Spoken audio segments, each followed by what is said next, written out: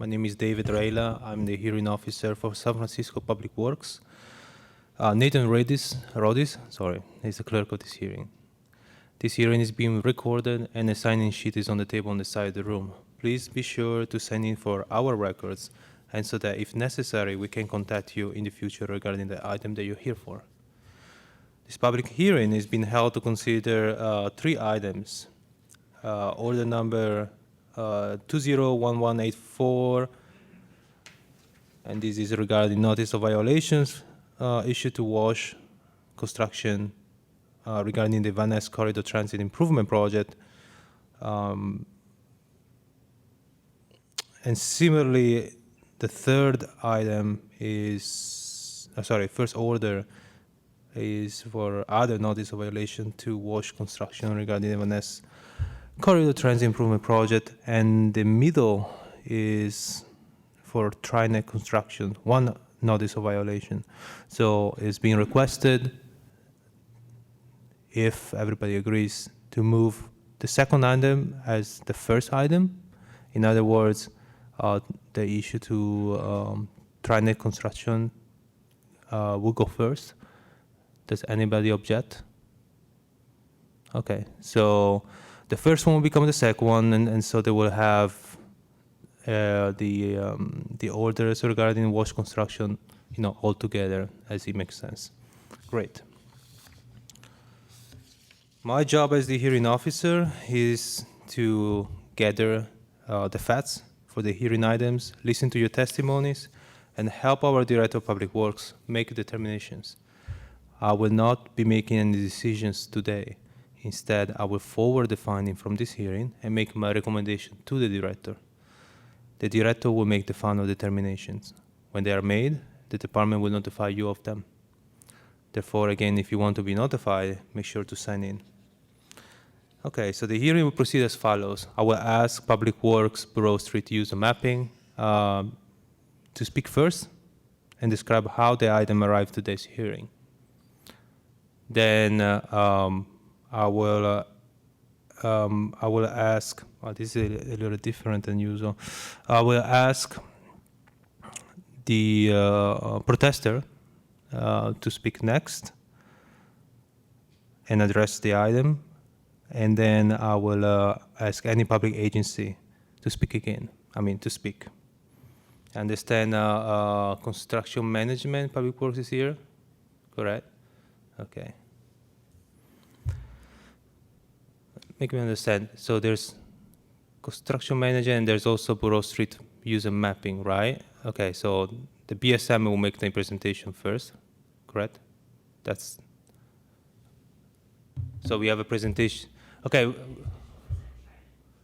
I'm sorry?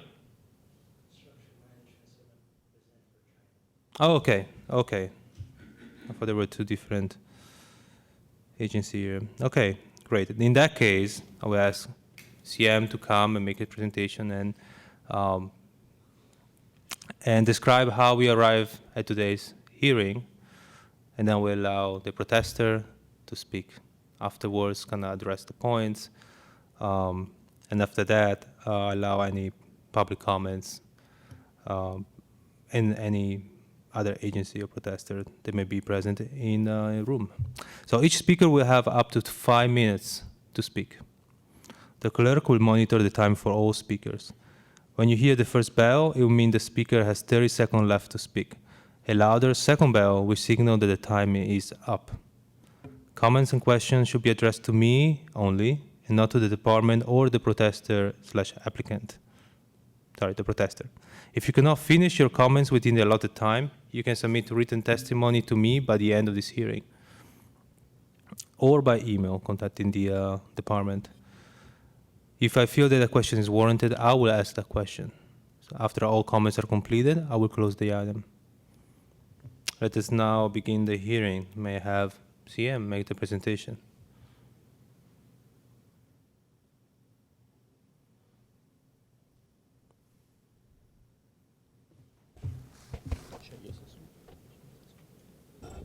Okay.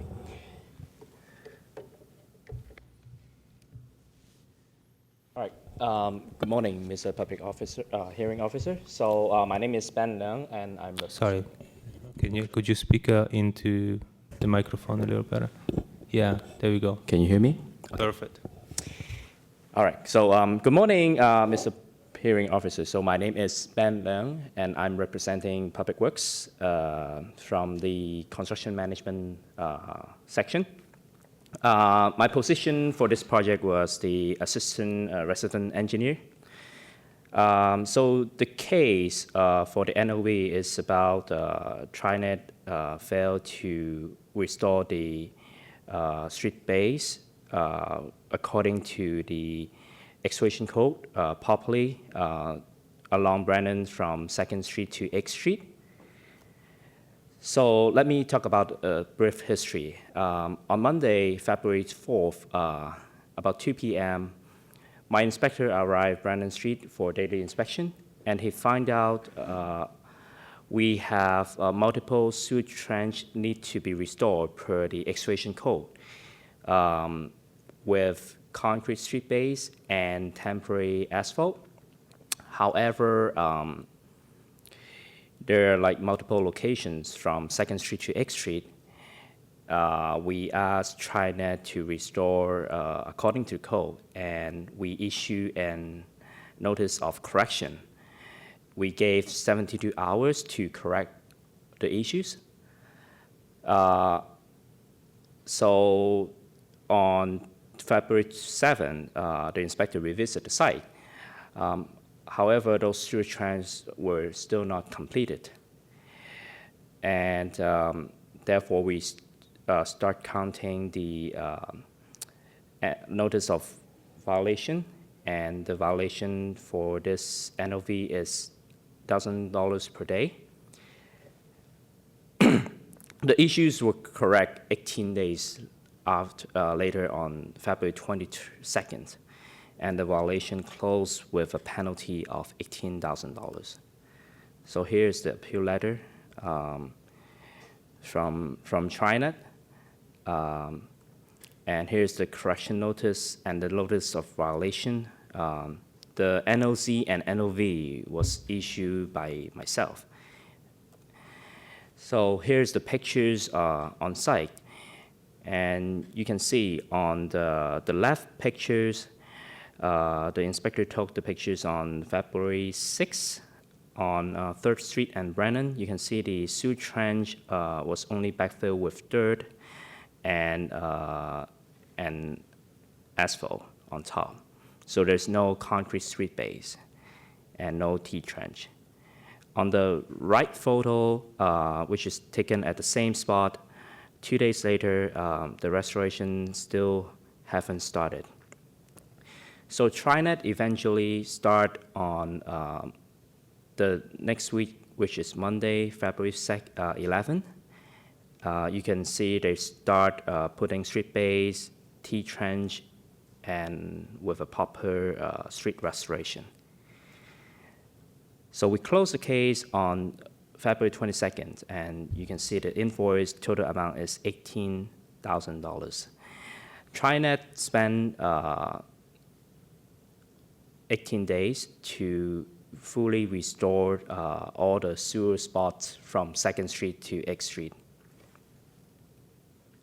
This is my end of the presentation.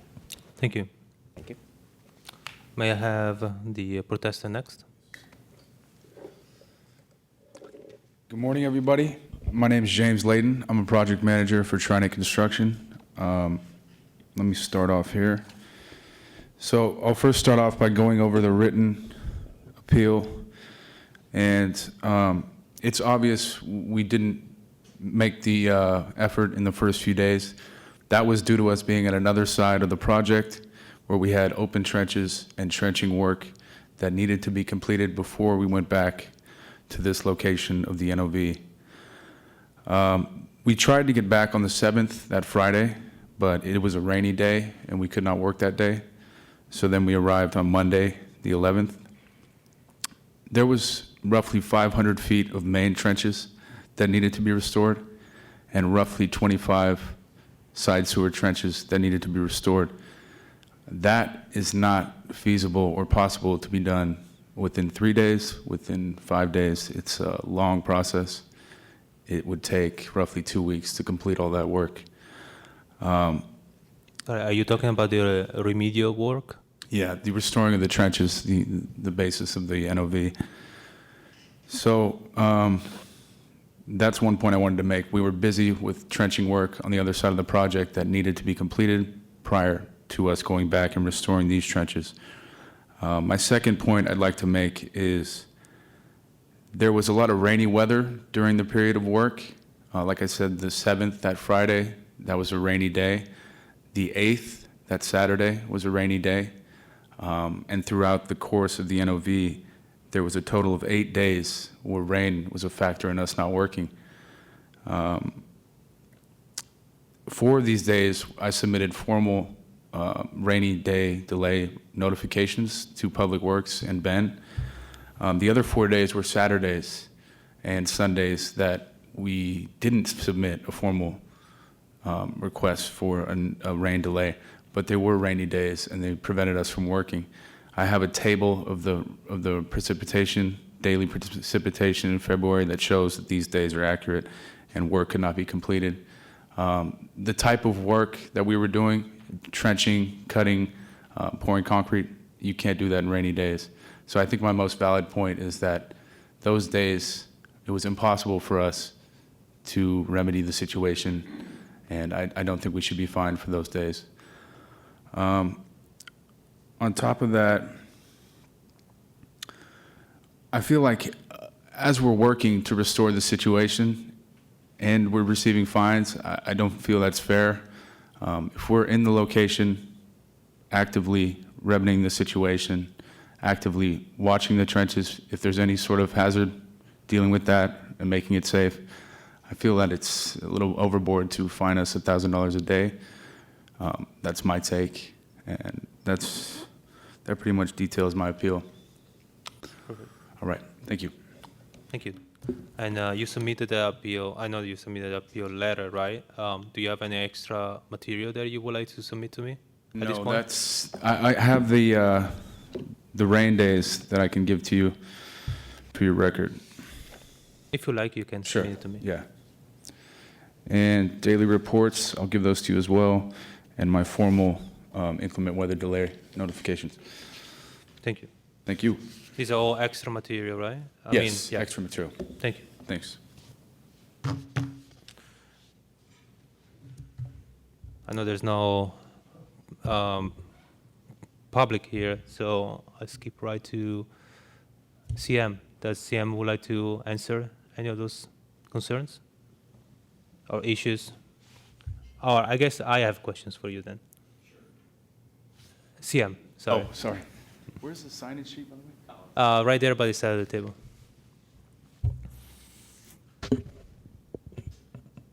So Yes, thank you. Can I have your first and last name, please, for the record? Ben, B-E-N, and last name is Leung, L-E-U-N-G. Thank you. Okay, so this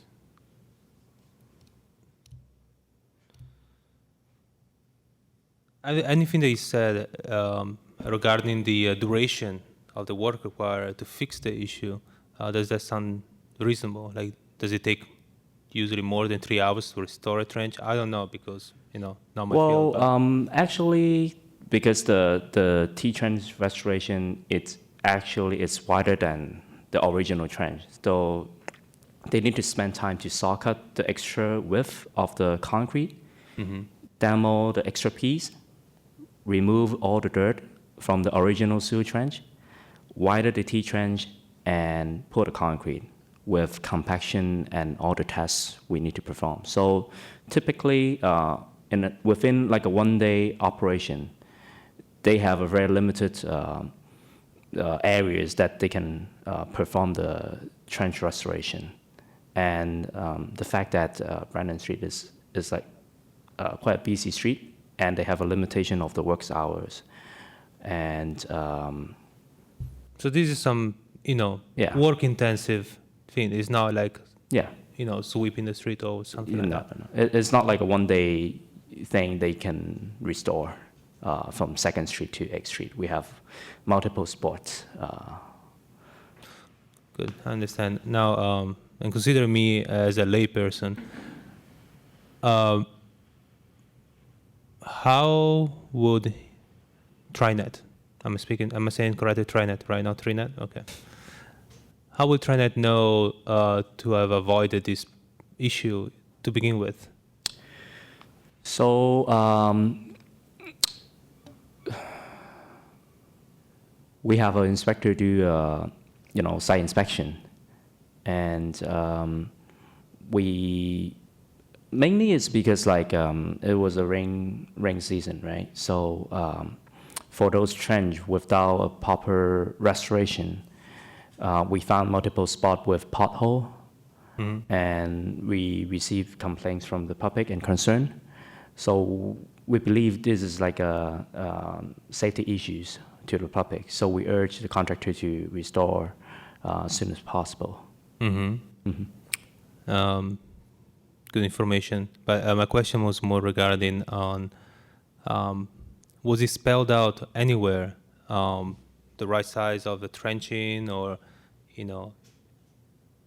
did it have a certain kind of guidance on while it does its work, so that it will not do the wrong thing?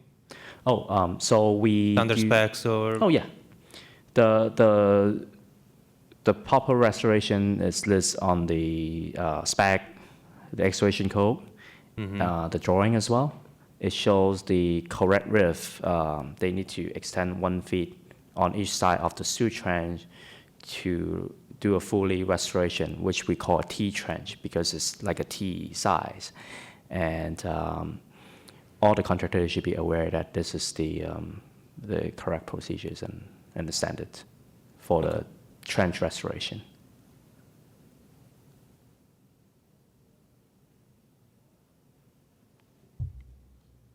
And it sounds reasonable during rainy weather. This kind of work is impossible? It's reasonable because of the weather. If it's too wet and This was February, right? Yeah, I remember Yeah. February was a lot yeah, of and I can confirm those days they list on the letter. Those are the rain days they request. So according to the specs, like we have a list show that like if the contractor requests a rain day and according to the weather is really like a rain day, for some types of work they're not able to proceed properly during the adverse weather. They can determine this is a rain day, and therefore they didn't dispatch the crew to do the restoration on those days. Okay. Thank you. Thank you. I'm gonna give TriNet the same chance to add anything if you like. All right, thank you. I think I have all the information I need. With that said, unless there's any other public comment, I will close this item and move to the first one. Where is it? Right here. May I have Public Works make his presentation, please? May I have your first and last name?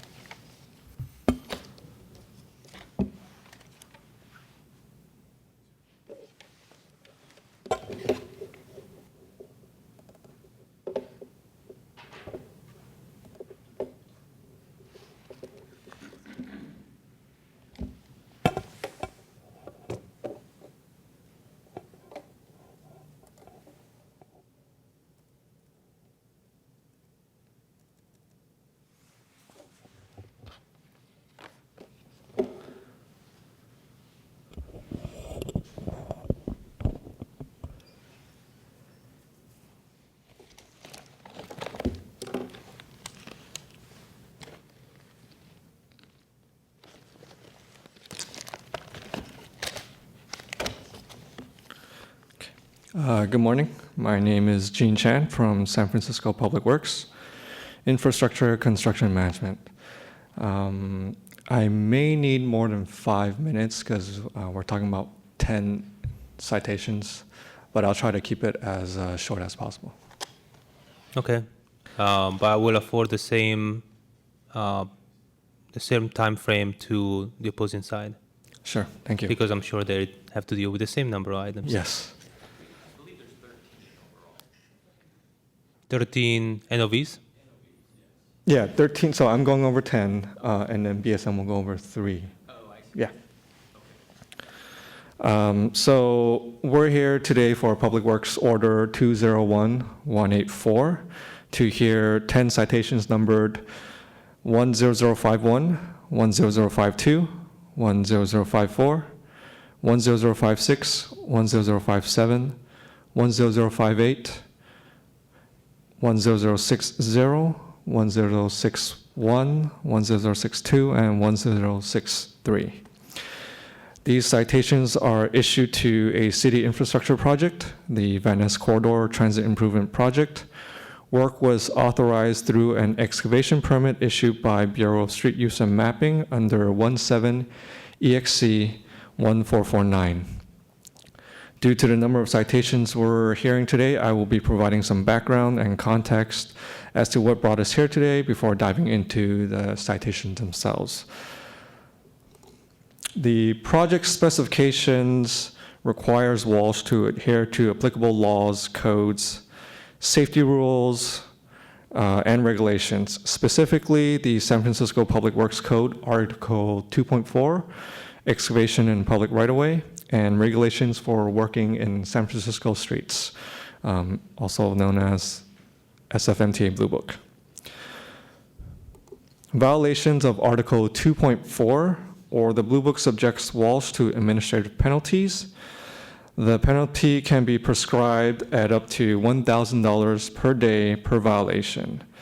The seriousness of the violation, number of violations, the persistence, duration, and willfulness of the violator's actions are considered when assessing the amount of administrative penalty. The project was issued the notice to proceed October 27, 2016. Since then, there have been over 230 project-level NCNs, non-compliance notices, issued with over $5 million worth of liquidated damages related to housekeeping and path of travel violations. Of the 10 citations we're hearing today for this order, there are a total of 12 violations, 6 for path of travel, 3 for site protection, and 3 for housekeeping. Here's an example of a NCN issued September 28th, 2018 for path of travel less than the 7-foot required by the traffic control plans approved by our city traffic engineer. The issue was not corrected until October 24th, 2018. Walsh's quality control program prescribed a preventive action plan to prevent these issues from happening again.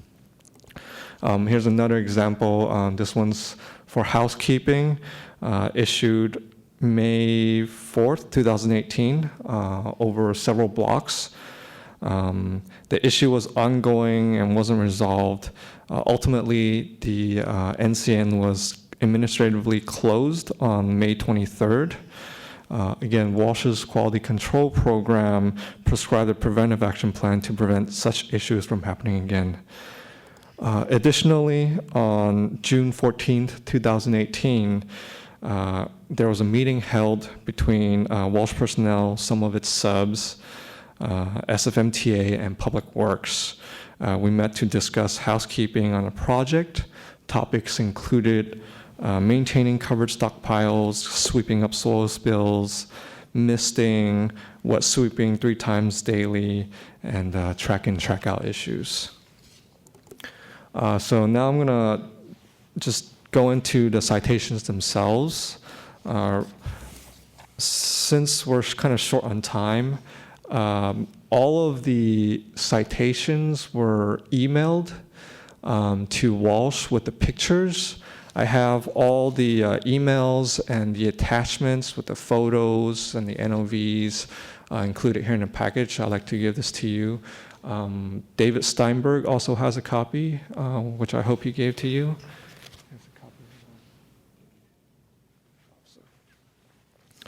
So citation 10051, that was issued for path of travel less than 4 feet and tripping hazards. Here's some of the pictures from that package, and it was abated on the 14th. The fine was for $7,000. Citation 10052, that was emailed on March 7, 2019. Pictures and the violation was included. Here's some of the pictures from that package. It was abated on the 14th, and the fine was for $7,000. Citation 10054, that was issued for site protection with open trench and material stored in the sidewalk. There was also a text sent over to a group that we maintain, text messaging group that we maintain with Walsh. So, when any issues arise, we text them to try to have the issue resolved as soon as possible. And so it was abated. And this was fined for $1,000. Citation 10056, a correction notice was issued for housekeeping and storage of materials on March 13th.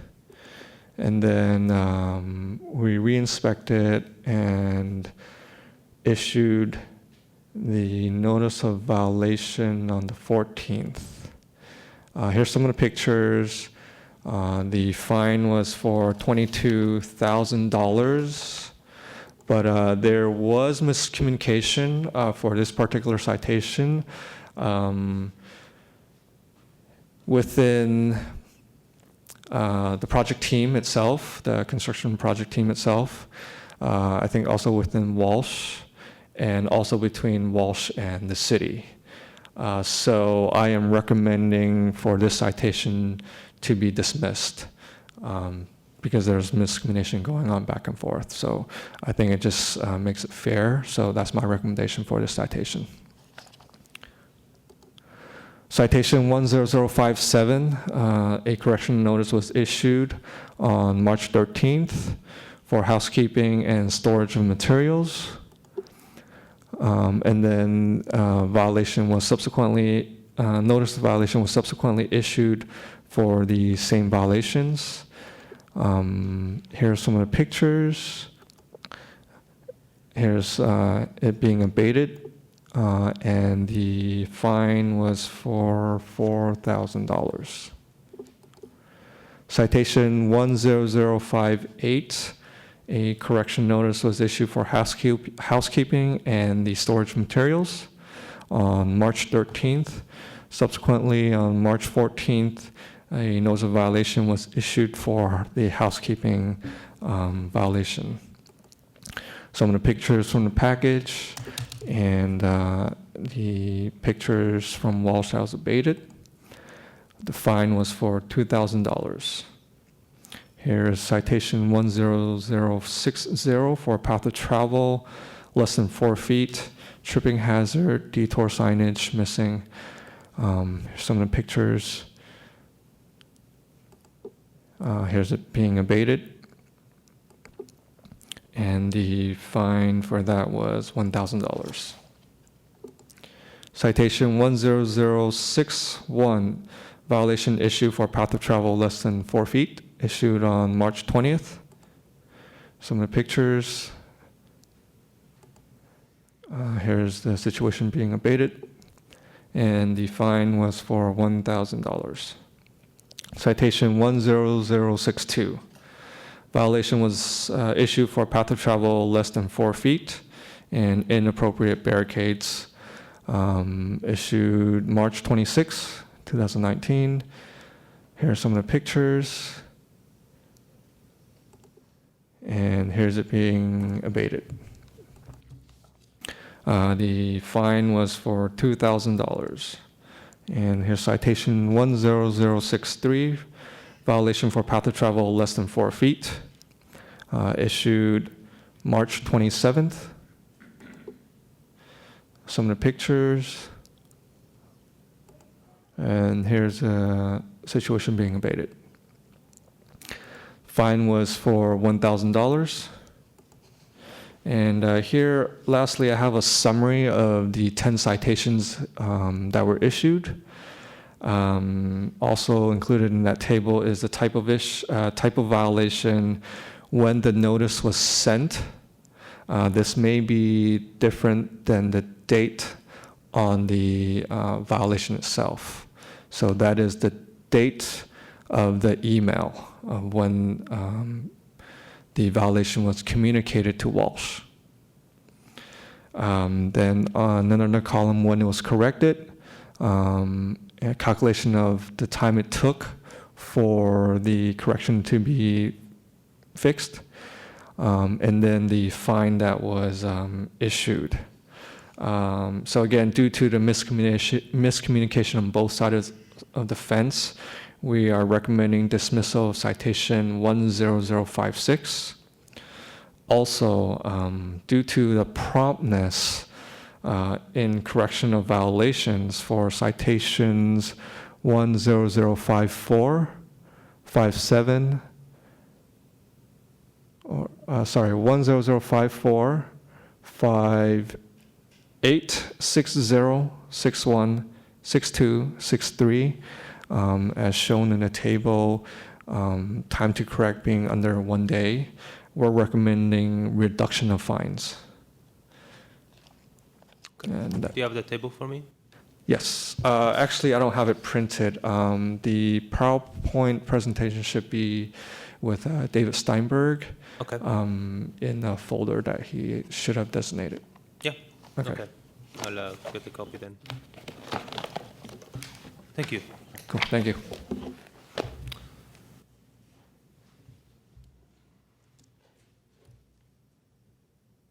BSM going next, or we? Walsh is going next.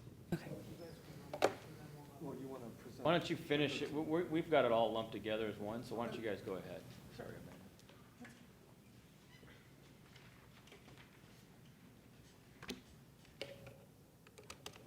Do you have a copy of the PowerPoint? Or do you need a copy? I'll see it over there. No, I don't have it with me.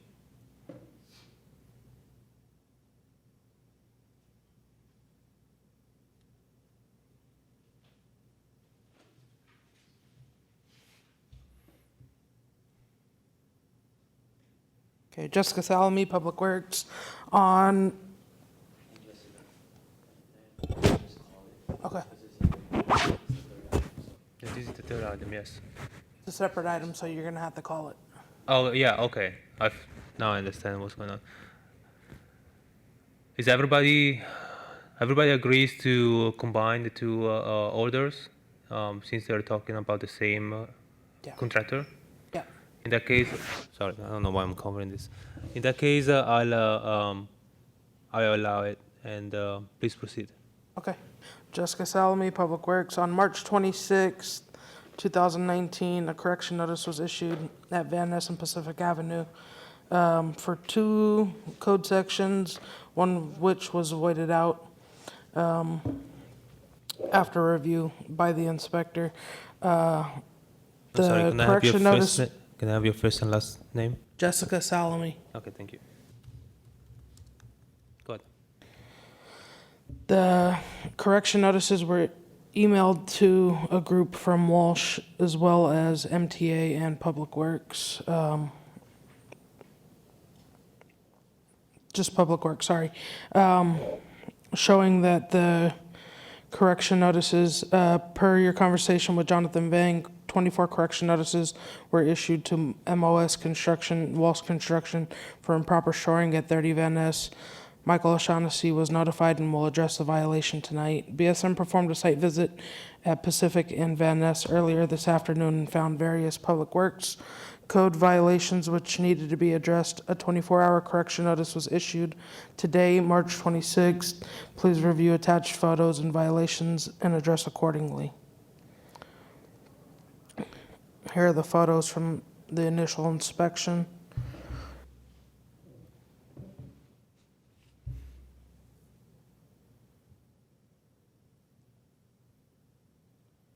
And then this is from the sidewalk. You can see that the plywood was not tapered nor any cutback was placed. And then this is from the follow-up. On March 28th, an email was sent out. Hi, Dan, Paul. Per our follow-up inspection at Van Ness and Filbert, we noticed some items listed from Inspector Mark Burr's correction notice dated March 26th was not addressed. Therefore, the correction notice is now turned into a notice of violation number 122287 issued for the following violations. Referring violation from previous emails, photos, plywood tripping hazards, northeast corner of Pacific, photo number 8603, and around manhole in the south side of Pacific, photo number 6141, tripping hazards. Current accruing penalties are $2,000 per day. On March 29th, it was abated. Photo on the right side shows that the cutback was added to the plywood. Walsh appealed these. Notice of violation number 12288. The issued and emailed to Walsh with the NOV and the pictures for violations of improper site protection and improper housekeeping. Here are the photos from the initial inspection.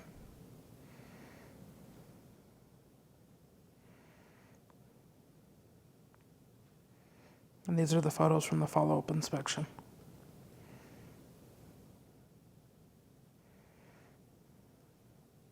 And the appeal letters and the invoice. Notice of violation 12289 was emailed and sent to the group again on March 28th. Here are the initial photos. The violation was for improper site protection and improper housekeeping and site protection.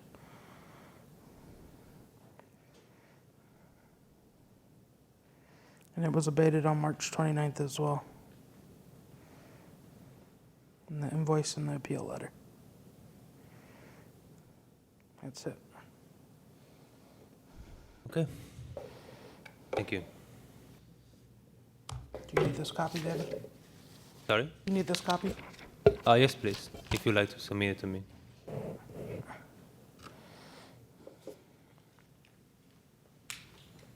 Thanks.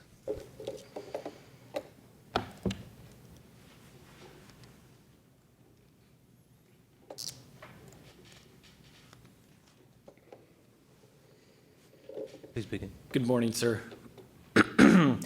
My name is Kelly Burnett. I am the Senior Project Manager for Walsh Construction for the Van Ness Corridor Improvements Project.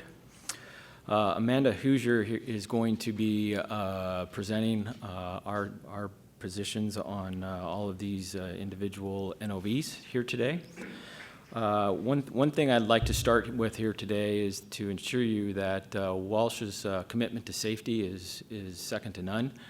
We are very, very committed to the safety of our people and to the traveling public as well.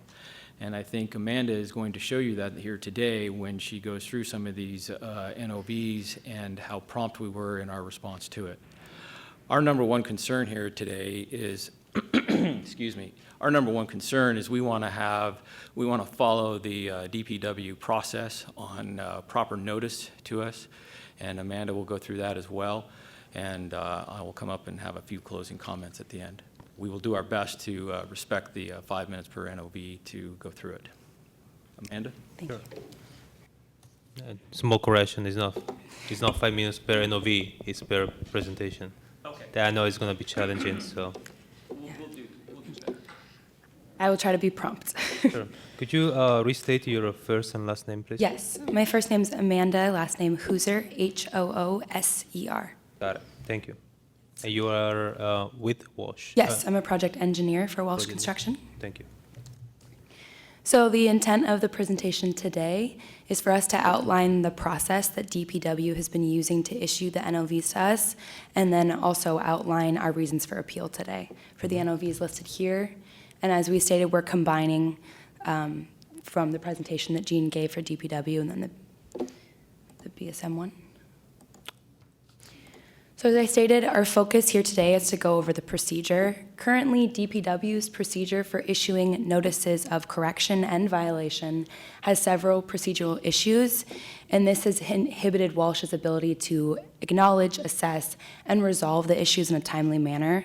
So I'm going to walk through NOV 10058 for you guys because it best demonstrates how these issues are creating challenges for us. So this here is citation 10058. I know it's kind of small, but I'll call out a few items for you. If you notice here, DPW observed the incident on March the 12th at 4:43 p.m. It was issued as a notice of correction for failure to sweep and improper storage of materials. However, the email that notified Walsh of the incident didn't come until the following day. And even so, email is not an approved process for Walsh to be receiving a notice. An email assumes that anybody on the CC list is sitting at their desk, available to receive it at that time. As we all know, we get hundreds of emails. To assume that we could receive it and act upon it at the timestamp of the email, we feel is unreasonable. In addition, there are not all necessary parties included or copied on these emails. The list tends to change. Even so, DPW's own form states, without admitting guilt, I acknowledge receipt, in this box here. To date, Walsh has never been provided a hard copy of the form to acknowledge that receipt.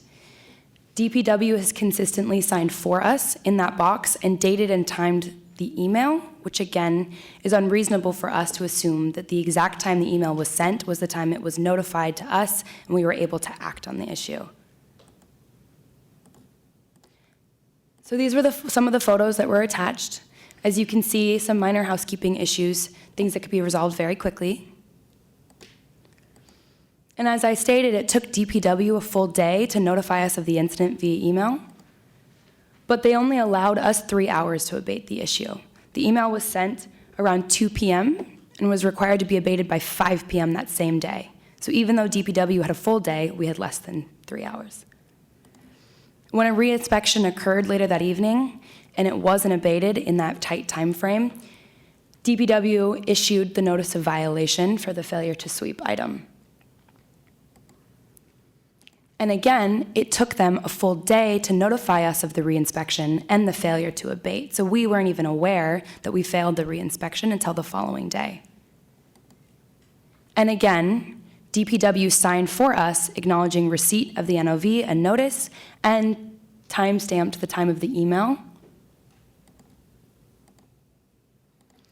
Now, this was confusing for Walsh because we were in possession of citation 10058, as it remained as a correction with a signature from a DPW inspector and no indication of fines.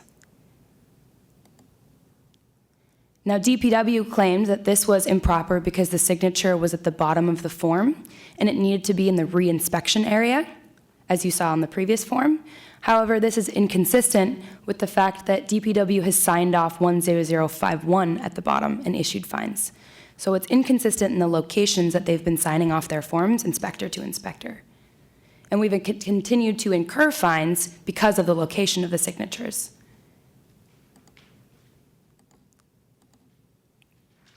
Even so, DPW issued a $2,000 fine on April 5th, and Walsh wasn't even able to receive the fine until April 9th, which is 4 days into the 10-day appeal period that were allotted. And I'd also like to mention that DPW issued the fines at $1,000 a day for 2 days, one day being the day that they had not yet notified us of the issue, and the next day being 12 minutes into 12:12 a.m. The reinspection for the notice of violation happened at 12:12 a.m., and they fined us for a full calendar day for those 12 minutes. So this here was the violation that was included with the fines. As you can see, another version of the form. It acknowledges here that 12:12 a.m. reinspection. And again, DPW didn't notify Walsh of that reinspection for 24 hours, but once they did, it took us the same working day to resolve the issue. And you'll notice here, there's a different signature by a different DPW inspector, and this time issuing a fine. So I say all this to show that 10058 is an example of how the process that DPW is using to issue fines has created confusion for Walsh, because in this single citation, there are 4 versions of the same form with different signatures and different indications of corrections, of fines, and it creates confusion on our end on whether the resolution has happened, and we can move on to the next item. So now that we've gotten through that, I'd like to outline our reasons for appeal today. The first being that we feel the fines issued exceed the allowable amount per the Public Works Order 178-940, which Gene referenced in his presentation, and that's true on all of our violations. 2 being the lack of Walsh's acknowledgement of receipt. As I commented, Walsh has never been provided a hard copy of the form and never been given the opportunity to sign for receipt.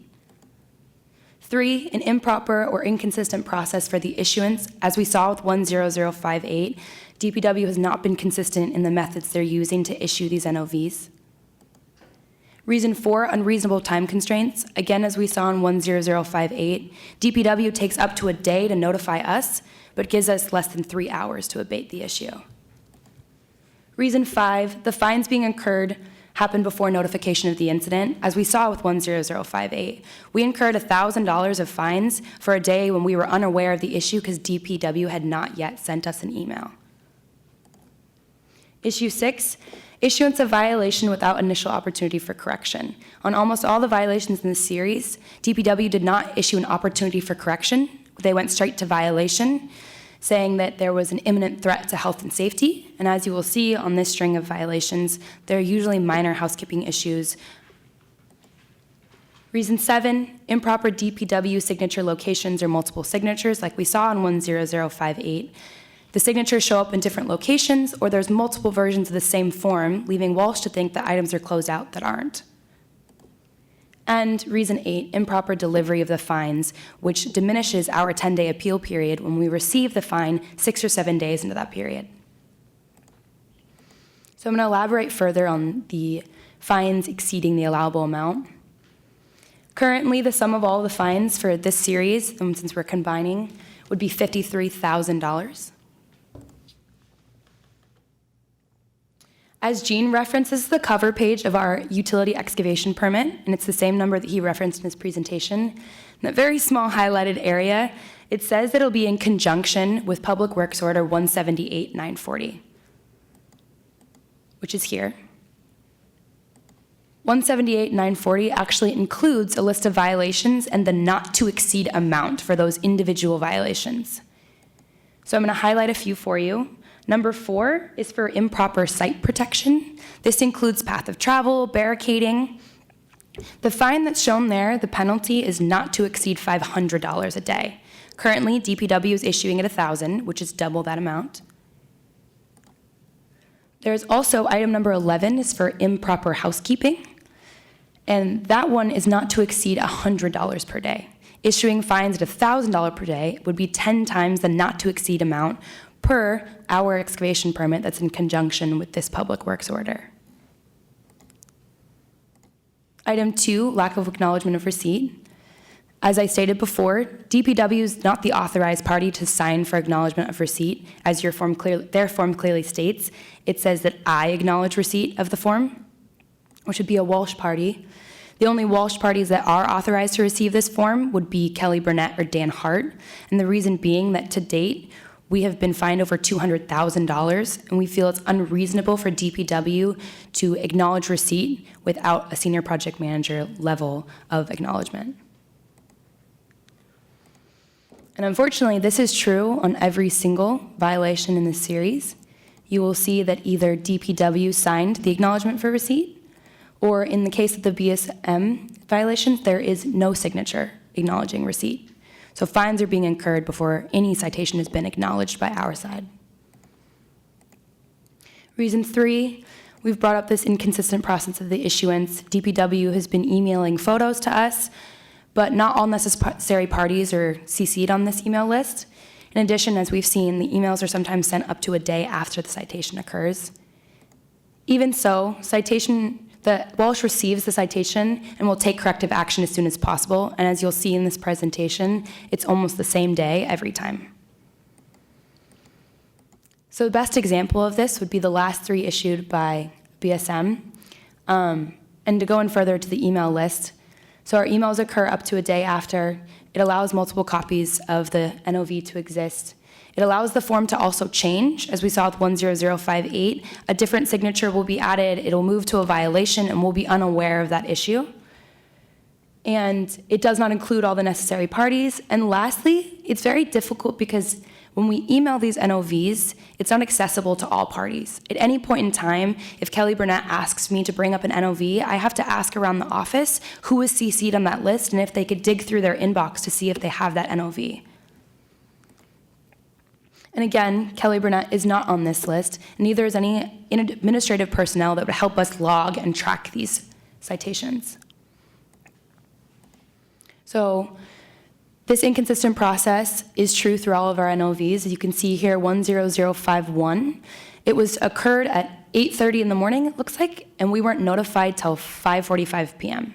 So it occurred at the beginning of the day, and DPW didn't notify us till the end of the day. At that time, most of our office had gone home for the day, so we wouldn't be able to tackle the issue till the following day. 10052 is a similar scenario. 11:30 a.m. is when the citation occurred. We weren't notified until 6 p.m. Again, our office is out for the day. A whole workday has now passed, and we've incurred fines for that workday. And then with citations 10057, 56, 57, and 58, it took a full calendar day for DPW to notify us of the incident in the field. Now, as I said, this is best demonstrated with the most recent BSM violations.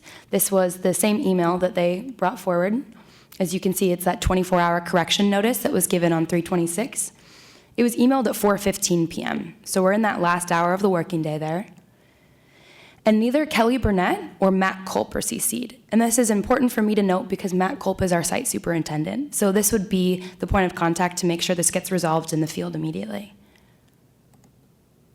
Observation 1 was the improper shoring that they mentioned. Apparently it was communicated to our subcontractor MOS, but no photos were actually provided in this email of that incident. So Walsh had no evidence that the incident occurred and no indication of where exactly the issue was. And observation number 2 being 2 tripping hazards, and these photos were included. It was the plywood tripping hazard the BSM mentioned, and a manhole tripping hazard. The bottom photo 6141 is actually representative of an existing condition on the job site. We had not yet performed any work here. So this is a tripping hazard that occurred before we had anything to do with that area. As they mentioned, they followed up with an email on the 28th at 5:18 p.m., again after the workday is over. And this time they outlined the previous citations that were not resolved, in addition, additional violations, which is challenging for Walsh when there's multiple citations or violations being referenced in the same email. It's difficult to track them. In addition, none of the forms were actually provided in any of these emails, so we didn't have an NOV or an NOC form. Again, neither Matt Culp or Kelly Burnett are included in this correspondence, so our senior project manager and our site superintendent are unaware of the issue at this time. Observation 1 was apparently closed. The improper shoring was closed with an NOC, number 12016. We have to date never been provided that form, and it wasn't included in this email. Observation 2, the tripping hazards were moved to violations when DPW inspected and said that they were unresolved, and that was NOV 12287. And then 2 additional violations were added here. Observation 3 was a minor housekeeping and site protection issue. It was issued as NOV 12288, and Walsh was never provided the opportunity for a correction and went straight to violation. And these are some of the photos. Minor housekeeping issues did not pose any imminent threat to the health and safety of the public. Observation 4, similarly, another housekeeping issue. It was issued straight as a violation, 12289, no opportunity for correction. And again, minor issues that we could resolve quickly. Now, the following morning, at 8 a.m., Walsh abated these issues immediately, 12288 and 12289 were resolved by the next morning. And if you see here, now Matt Culp and Kelly Burnett have been added to the CC list. Once we were made aware, and our project staff who needed to be involved were made aware, the issue was resolved by the next morning. And later that morning, 12287 was closed, in which we acknowledged that photo 6141 of that manhole was actually an existing condition.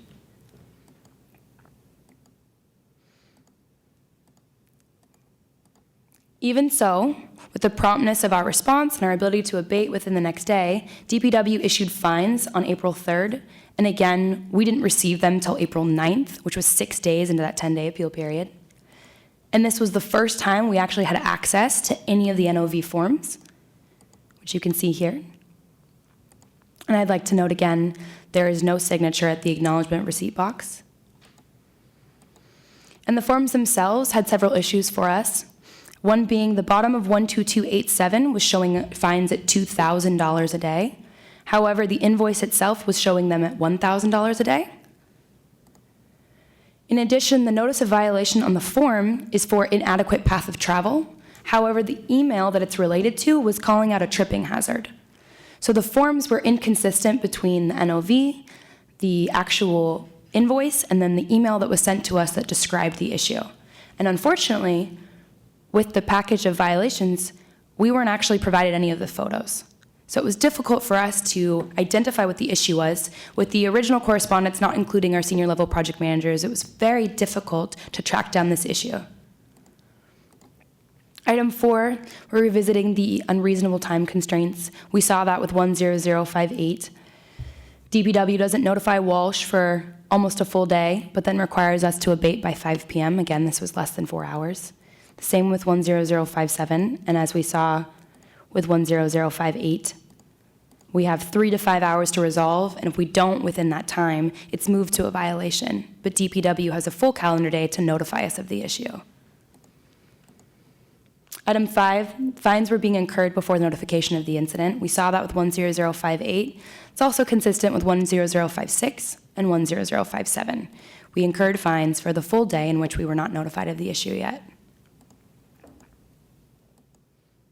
Item 6, issuance of fines for NOV without opportunity for correction.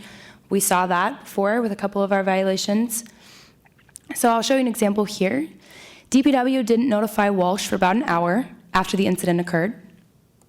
But once Walsh was notified, we resolved in 30 minutes. But because it was issued as a violation and not a correction, we incurred $1,000 of fines for each violation, so $2,000 of fines for this citation. And it's not unique to that one. Here's another example. DPW didn't notify us of 10063 for about an hour. But again, it only took Walsh under 2 hours to resolve the issue. But being issued as a violation, we incurred fines. Reason 7 for appeal is the improper DPW signature locations and multiple signatures. We've seen this in 10058. DPW has claimed that this is the correct location for a signature in the reinspection. However, 10051, 10052, and it looks like 10058 were signed off at the bottom, no signature at the reinspection location, and were issued fines. So DPW is enforcing that the signature has to be in a specific location, but they are being inconsistent on where they're signing. And lastly, our final reason for appeal is the improper delivery of the issuance of fines. The issuance of fines are showing up to us in a hand-addressed envelope with some postage information, but unfortunately they're landing on different desks in our office. In addition, it's hard to gauge when we'll be receiving the actual fines. For example, 10056 was signed off on March 13th, but the fines weren't issued until May 15th. So for 2 months, we've been looking for the fines to show up. We didn't see them. At the time, we thought it was a correction. We didn't believe the fines were going to be issued, and then they show up 2 months later. Then the issuance of fines were received by Walsh, again, as we've shown, several days into our short 10-day appeal period. Now, due to this inconsistent process, you'll see that some of these issuance of fines will have a stamp from Walsh that says receipt, and that's because some of them will make it to our document control team who can track them and log them. But unfortunately, there are fines in this series that never made it to a document control desk. We weren't able to stamp and receive them, and it required us to dig through different people's desks and piles of paperwork to try and find these fines. So in closing, we feel that DPW has been inconsistent with their processes for issuing corrections, violations, and fines. Walsh has been exhausting its administrative resources to track DPW's inconsistent process and now be here to appeal the violations. And as I've shown, Walsh has consistently abated the issues promptly after the notice has occurred from DPW, therefore eliminating the reason for DPW to continue issuing violations. We have shown that we attack the issue and resolve the issue oftentimes the same day, so correction notices would be agreeable for us moving forward. Thank you. Thank you. Sorry, sir. I'll have BSM next, and then I have you Okay. after. Wow, okay. There's a lot of information, but a lot of NOVs. So can I have, sorry, not BSM, but CM. Can I have your first and last name, please? Gene Chan. Thank you. Okay, so I'm sure that you have some kind of rebuttal to some of these. Do you have any questions for me first? Yes, Okay. yes.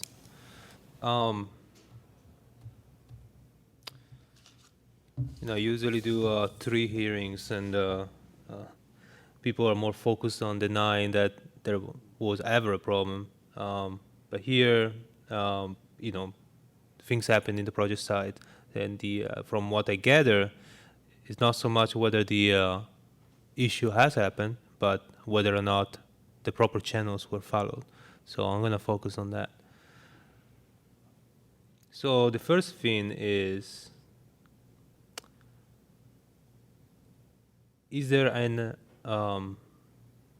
understanding on who is the correct contact person for which kind of documents? For example, you have design documents that should be delivered to a project engineer or whoever it is, and for these kind of documents, for NOVs or NCNs, is there a meeting where they say, hey, this is the person to contact? Okay, is there such a person for both sides, I guess? So so for project-related documents, such as submittals, RFIs, letters, things like that, we have a document control group that controls the flow of that information and documents. For these field issues, so earlier I alluded to a text message group that we maintain. My inspectors maintain it with some of Walsh's key people, such as Matt Culp and Dave Castile. They are the superintendents listed on Walsh's organizational chart and also their submittal. Ever since Mr. Dan Hart came on board with Walsh, I believe it was I think it was last year, March. I don't remember the exact date. He was communicated to us verbally that he was the person to fix issues, problems, things like that. So for these NOVs and notice of corrections, we have been sending it to him. Sorry, what's the last name of this person? Daniel Hart, Hart. H-A-R-T. Okay, yeah. Thank you. Go on. Yeah, and Okay. yeah, so we've been sending it to him. Okay.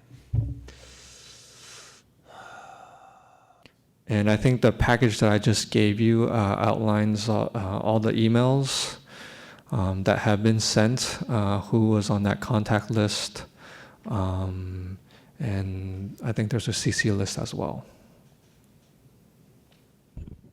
Okay, so in your mind, once you contact this person, this Mr. Hart, then you're done. Is that correct? It'll be up to him to distribute the information to get the problem fixed or resolved. That makes sense. As long as he's the correct person and not Yes. Okay. Contact person for wash. Regarding, so that's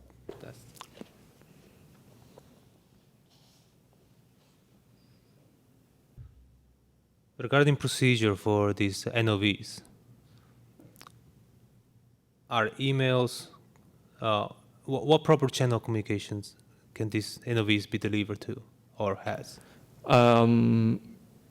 We usually do it email. We usually do it through email because that's the quickest, fastest way.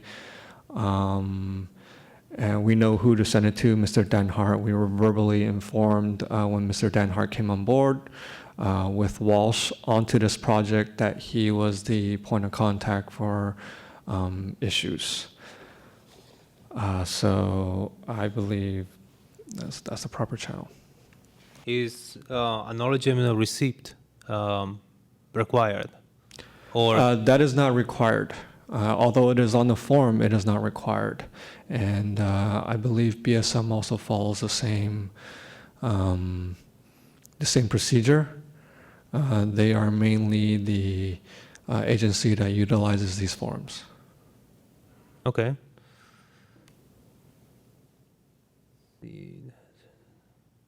How about pictures as evidence of the violation? I understand in most of these NOVs they were provided, Yes. and some of them they were not. I believe they were. I think you have the whole package in front of you. I reviewed. I checked and it should be all there. It should be Okay. all there. Okay. From the contractor perspective, if I don't receive pictures with the NOVs or the NCN, it will make it difficult to fix an issue that you cannot visually see.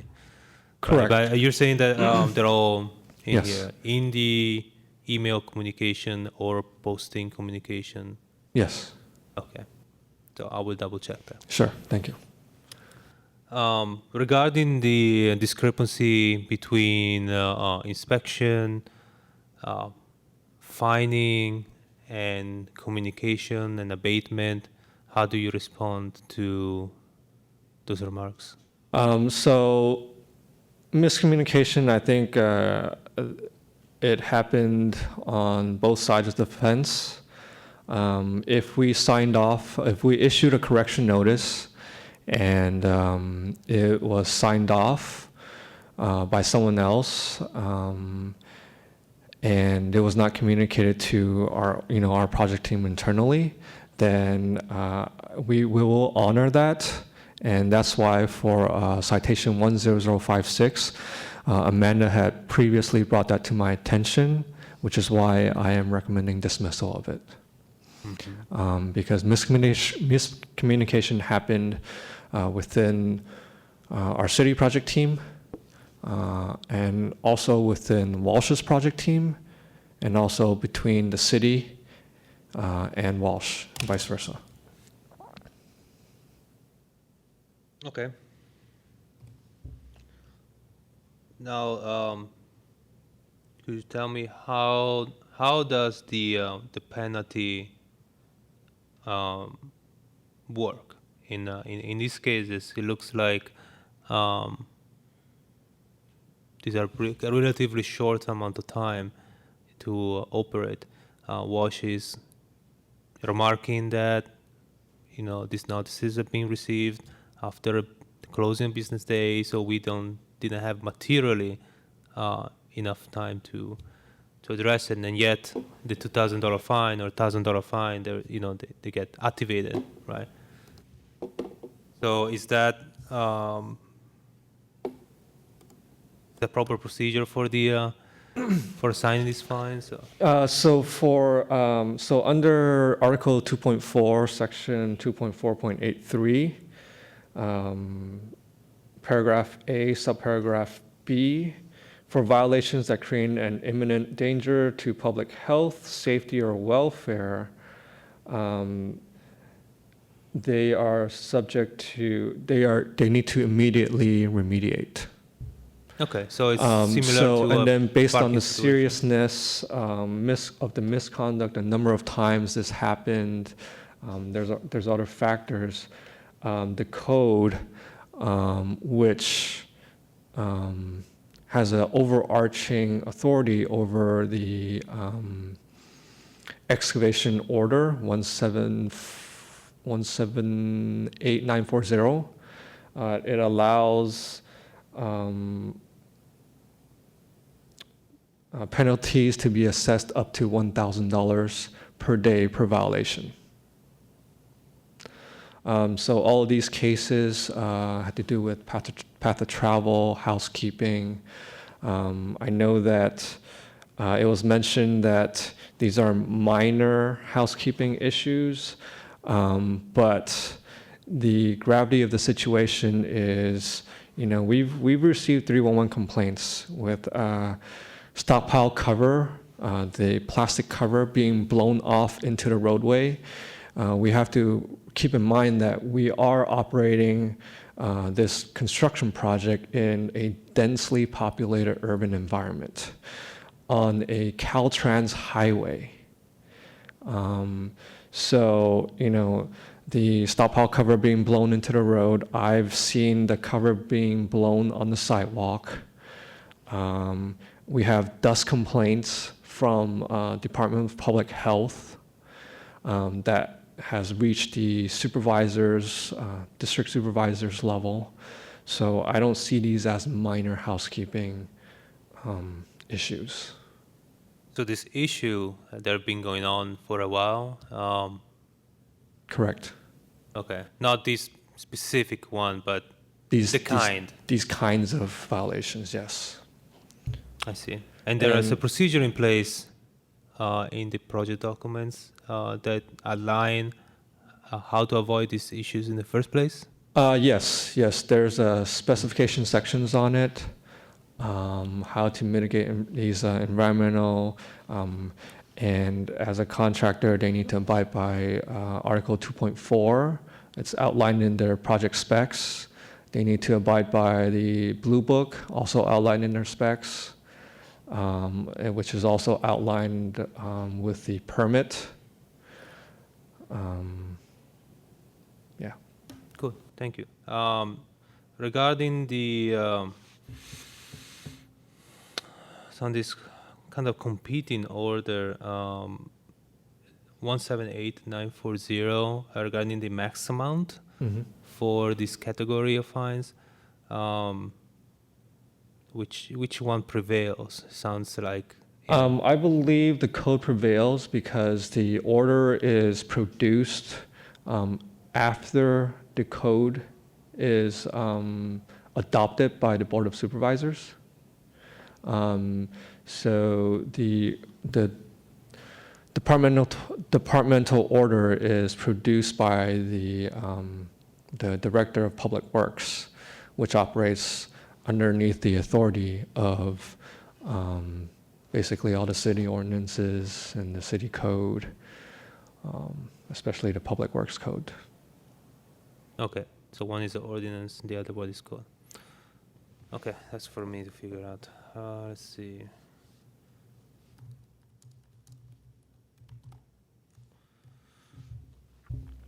Let's see.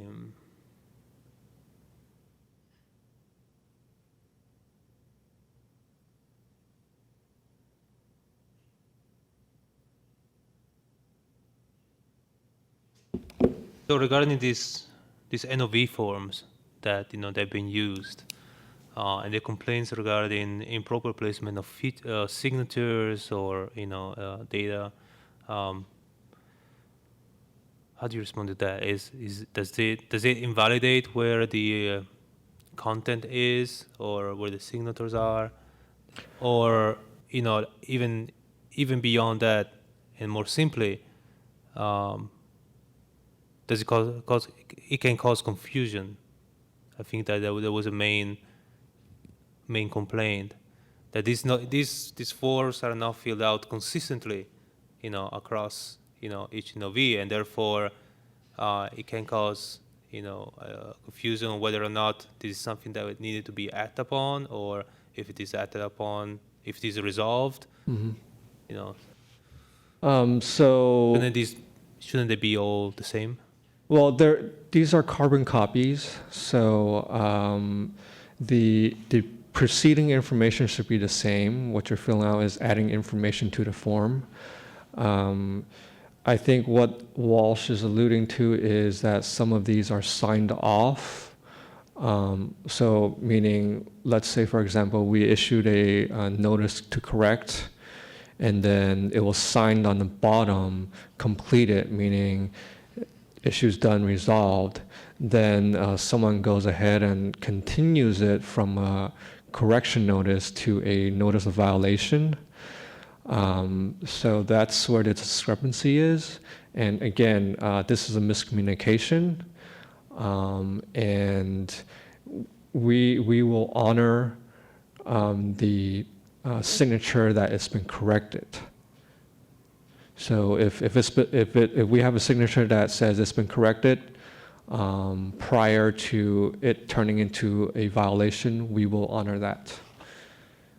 So the only case that I know of that Amanda from Walsh has brought to my attention is citation 10056, which is the one that I'm recommending dismissal of.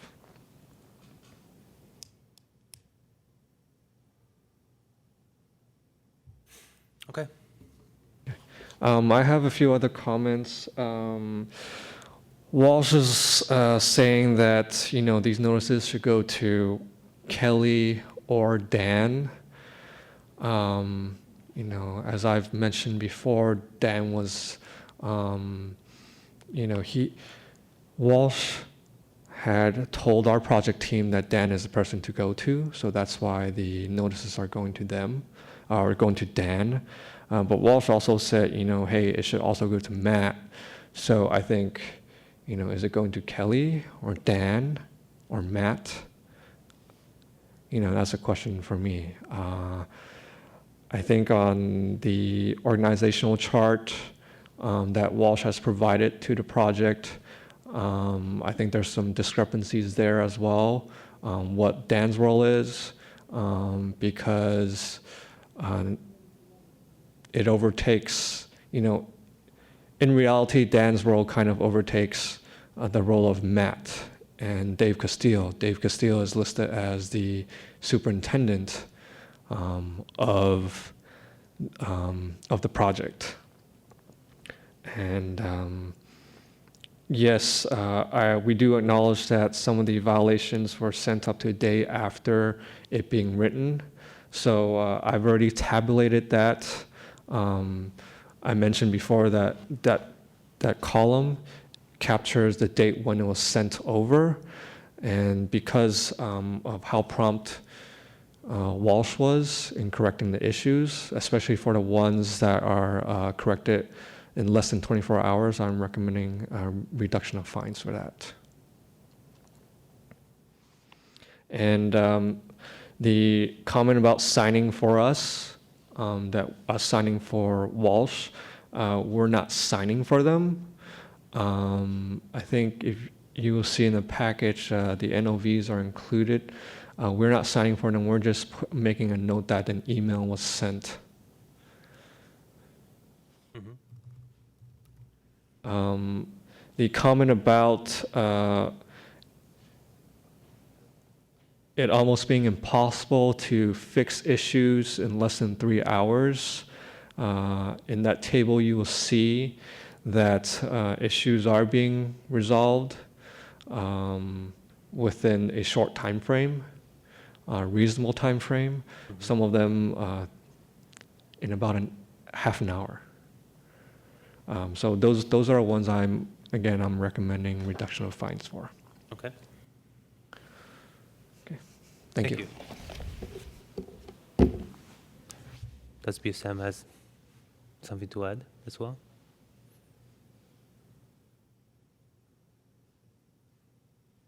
Do you have any questions for us?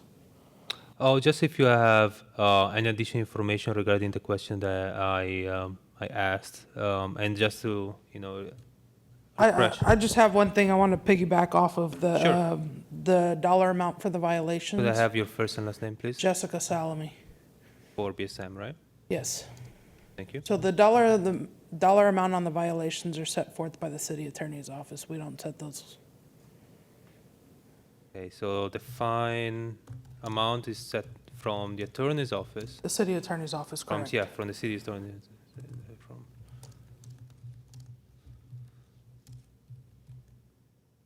for the NOVs. Yes, correct.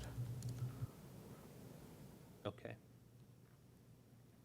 So those other limits that we've seen Those previously, are the from, $500. those are from an old Public Works order. So the We're new. currently on a new Public Works order. So that's totally superseded. Is that what you're trying to say? Okay. So the new DPW order number is 187005. I have a copy here for you as well. Thank you. And that highlights all the sections of the 2.4 code as well. 187005. Yes. And that is 2018, January, seems like. That's when it was signed off. Okay, thank you. Any other comment from BSM? Okay, thank you. I'll have Wash if they want to add something to it. And let's start now with the time limits, please. Nathan, can we start with the time limits? The time limit. Thanks. So we have a time limit? 5 minutes? Oh, okay. Are you going to ask all those Oh, questions sorry. No, again? sorry. To be consistent, I'll allow you to. Sorry, I thought we were again in the presentation. No, we're not going My bad, again. my bad. I think we're done there. Kelly Please. Burnett with Walsh Construction, Yes. Senior Project Manager for the Van Ness project. I wrote down the questions, so maybe, and I'll try and answer them in the order that you asked them before. Sure. Is there an understanding of the process? I don't believe there is an understanding of the process. The process on this project has suffered throughout its existence. And I give you a couple of examples of that. Is that early on, the designer of record would bring in documents to us without going through the RE's office and give us new sets of drawings and documents very often.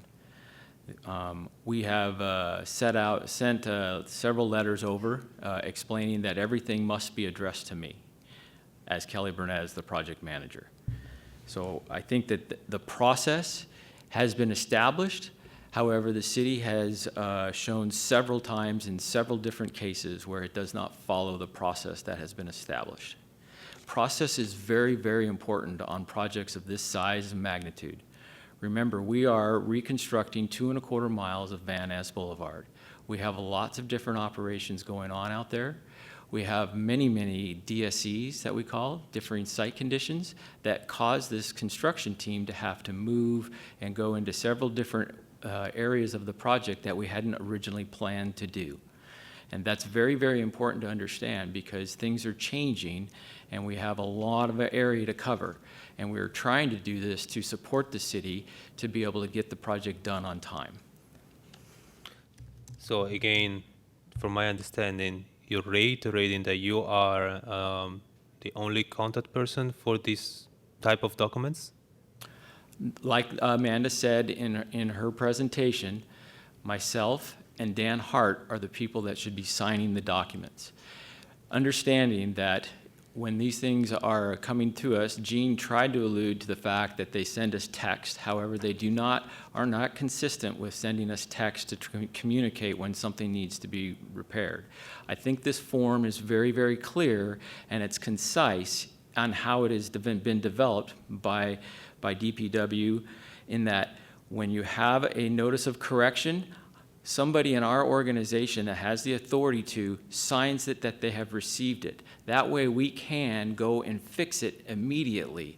Where we're waiting hours and hours for things to come to us, or days, is not acceptable in our eyes, because we have shown to you several times that safety is our #1 priority here. We want to go out and get things fixed. We are using subcontractors as part of this project on MTA's behalf, because they've requested that we use local contractors. These local contractors are absolutely perplexed on what is going on this project with the poor communications. They have been working in the city for as many as 40 years, and they have never experienced such poor communication on their behalfs. So that is a key to this problem that we have in front of us. The protocol must be followed that's on this form, and that is, when there is a notice of correction, we have to be given that notice for correction. So we take that information, we sign it, and we will go get it fixed. We have proven that. When it goes to the violation, it's another tear off of this form, so nothing can change on it. You saw in Amanda's presentation several times where they change things as we go. That's not acceptable. We want to fix everything that's out there, and we need to know and be properly communicated to. That's all we're asking. There is money associated with this. That is why I believe this form is as rigid as it is, and they are trying to evade getting the proper notice to us, and that's not acceptable. They say that we've known. Like I said, this is a very large project, 2¼ miles. There is a very large homeless problem on this job, as you can imagine. Things change. We're not working in areas because we've had to leave those areas because of DSEs. Now nobody's there monitoring those areas. We have crews that run up and down the corridor checking to make sure things happen, but we can't be in every place at every minute of every day. When somebody from the homeless population takes one of our sandbags off of our stockpiles to make his home for the night, I can't control that. So what happens when a bus goes by in the middle of a rainstorm? Just exactly what Mr. Chan said, is that it blows off and goes. I can't control the homeless population in this town, and it's not my responsibility. Much of the trash and housekeeping that you identified in there is public trash. That is a change to my contract. I will be glad to go out and pick it up, but somebody needs to pay me to do that. And that's the important part of all of this. I think I hit the NOV process pretty clearly, is that I feel like I need to be notified, and I have the right to sign off on that form. I will go fix it. If I don't fix it, then I am subject to an NOV, the violation. I have to be notified that that violation has gone into effect. They are not doing that to me. And once I sign off that it's going into effect, the time starts. We have to have the correct process by the city, and every inspector out there needs to be trained on how this form is signed. And the reason for that is because the administrative people of the city follow the rules and the regulations established by the city. And if they aren't following it, I should not be held responsible for their lack of understanding here in the field.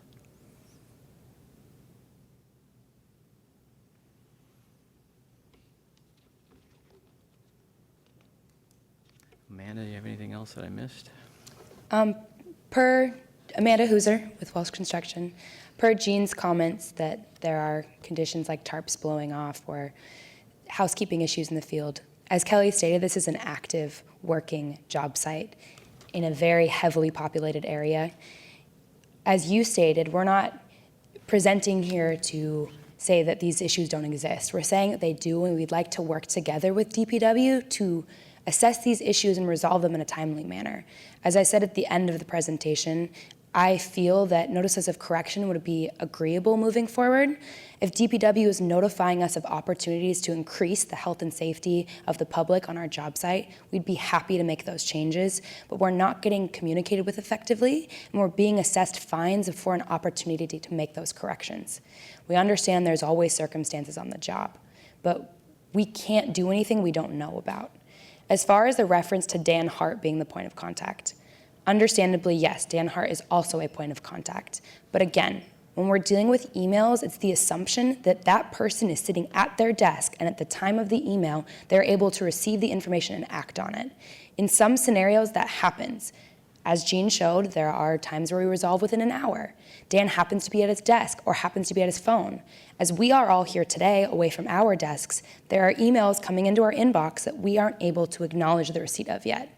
If Dan's in the field or in a meeting with some other member of MTA, he's not able to address that issue immediately. If emails are coming in at 5:18 p.m., at 6 p.m., we can't address that immediately. Dan may be a point of contact, but using email as the channel for transmitting this information and using that timestamp as the time to start issuing the clock is unreasonable. None of us are sitting at our desk today able to act upon anything in our inbox. Okay, thank you. One last thing that I have, sorry. The code that they provided you is not the code that our contract is based on.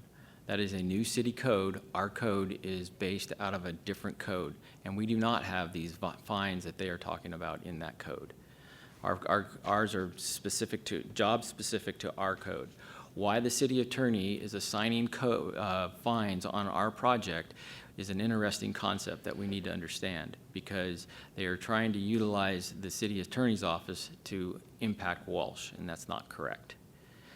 So when conditions change in a regulatory environment, like a new regulation, and your project is ongoing, how does it normally get handled within the We use project? the existing code at the time of the bid. That's standard procedure? Yes, sir. Yes. I understand. Thank you.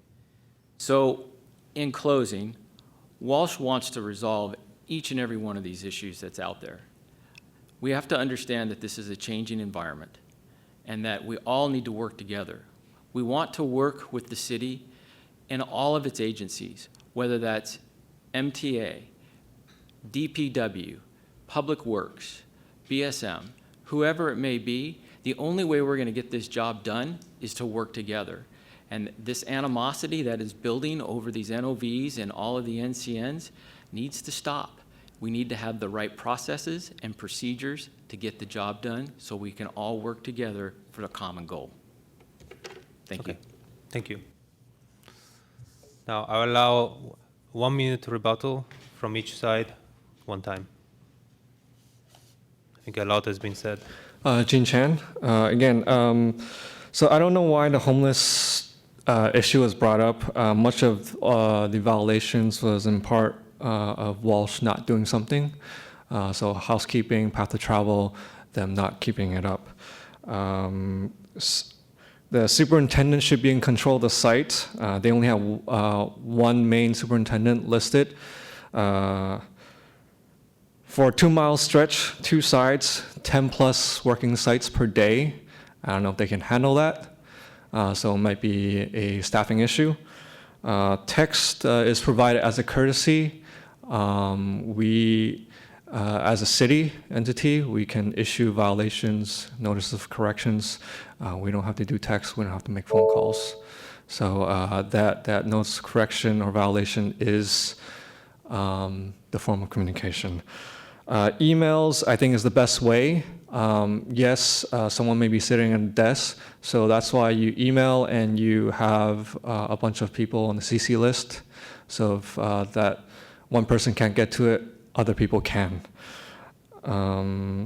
And Walsh's #1 priority is safety. That's great, but we've had over 230 issues since NTP. It's ongoing. So I think they should be more proactive about it. However, in that chart, they have begun to address the issues that have been presented to them in a timely fashion. So again, my recommendation for reduction of fines. Thank you. Thanks. Mr. Walsh, would like to use the 1 minute to respond?